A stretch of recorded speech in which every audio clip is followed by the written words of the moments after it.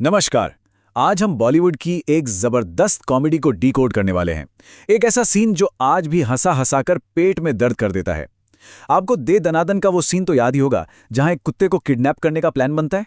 तो आज हम उसी सीन की परतें खोलेंगे और ये समझेंगे कि भाई ऐसा क्या था उसमें जो आज भी इतना फनी लगता है। चलिए शुरू करते हैं। ये एक लाइन, बस ये एक लाइन ही पूरी कहानी की, पूरे सीन की आत्मा है। इससे हमें कैरेक्टर्स की जो हताशा है ना, उसकी गहराई पता चलती है। ये एक डार्क जोक है जो हंसाता तो है, पर कहीं ना कहीं उनकी बेबसी पर सोचने पर मजबूर भी कर देता है। तो सबसे पहले सेटअप समझते हैं। यहाँ पे ना दो बिल्कुल अलग दुनियाएं टकरा रही हैं। एक तरफ है एक बहुत ही अमीर मालकिन, और दूसरी तरफ है उसका बेचारा सताया हुआ ड्राइवर नितिन। और इन दोनों के बीच की जो खाई है, बस वही उस हंगामे की जड़ है जो आगे होने वाला है।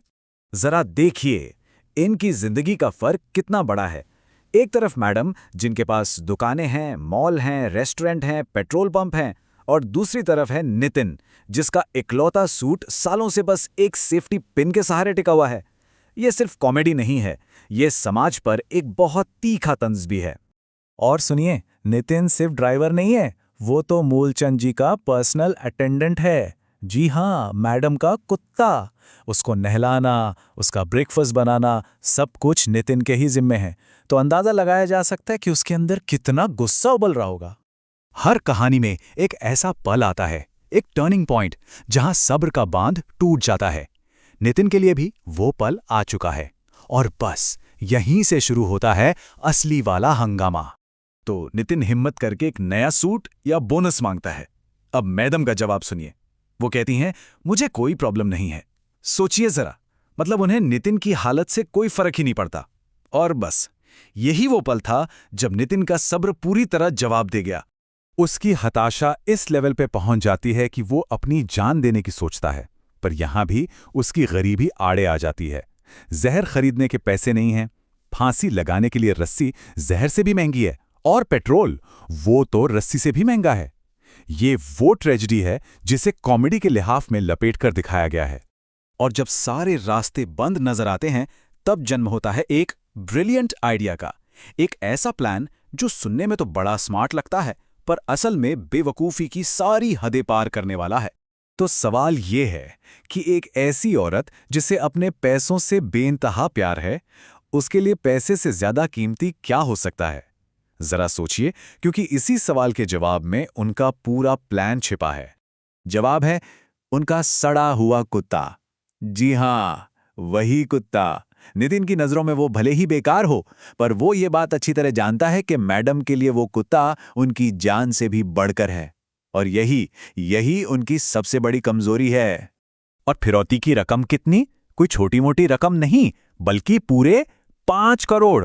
उन्हें पक्का यकीन है कि मैडम अपने लाडले मूलचंद के लिए ये रकम हंसते हंसते दे देंगी। तो प्लान एकदम सीधा साधा है। स्टेप 1, कुत्ते को उठाओ। स्टेप 2, फिरौती मांगो। स्टेप 3, करोड़पति बन जाओ। सुनने में कितना आसान लगता है ना, पर असल में कहानी कुछ और ही होने वाली थी। और अब आता है कहानी का सबसे मजेदार हिस्सा, प्लान का एग्जीक्यूशन। और जैसा कि उम्मीद थी, ये एक सो कॉल्ड शानदार प्लान एक शानदार कॉमेडी ऑफ एरर्स में बदल जाता है। जैसे ही वो कुत्ते को पकड़ने के लिए आगे बढ़ते हैं, पूरा का पूरा खेल ही बिगड़ जाता है। उनकी घबराहट और हड़बड़ी साफ दिखती है, और बस यहीं से शुरू होती है गलतियों की एक मजेदार सीरीज। वो छोटा सा कुत्ता उनकी सोच से कहीं ज्यादा तेज निकलता है। वो उन्हें इतना भगाता है, इतना थकाता है कि वो चिल्ला उठते हैं, ये कुत्ता है या बंदर। और फिर आता है वो आइकॉनिक सीन जिसे कोई भूल ही नहीं सकता, जब एक का सिर मटके में फंस जाता है और वो चिल्लाता है, पानी ला, पानी ला। ये बिल्कुल प्योर फिजिकल स्लैपस्टिक कॉमेडी का बेस्ट एग्जाम्पल है। और इतनी दौड़ भाग, इतनी चीख पुकार, और पूरी तरह से नाकाम होने के कगार पे पहुंचने के बाद आखिरकार जैसे तैसे वो कुत्ते को पकड़ ही लेते हैं। ये एक छोटी सी पर बहुत ही थका देने वाली जीत थी। तो आखिर ऐसा क्या है जो इस पूरे के पूरे हंगामे को इतना फनी बनाता है? मतलब ये इतना काम क्यों करता है? चलिए इस कॉमेडी के पीछे का फॉर्मूला डिकोड करते हैं। तो देखिए, कॉमेडी का नुस्खा बड़ा सिंपल है। इसमें एक असली लगने वाली मजबूरी है, समाज पर एक गहरा कटाक्ष है, गिरने पड़ने वाली मजेदार फिजिकल कॉमेडी है, और टारगेट कौन है? एक छोटा सा कुत्ता। और जब ये सारी चीजें एक साथ मिल जाती हैं, तो बनता है एक यादगार क्लासिक कॉमेडी सीन। और जाते जाते एक सवाल है सबके लिए। कहते हैं कि असल में हंसने के लिए अपने दर्द को सहना और उसके साथ खेलना आना चाहिए। तो क्या ये सच है कि हर बेहतरीन कॉमेडी की जड़ में कहीं ना कहीं कोई गहरी तकलीफ छिपी होती है? इस पर सोचिएगा जरूर।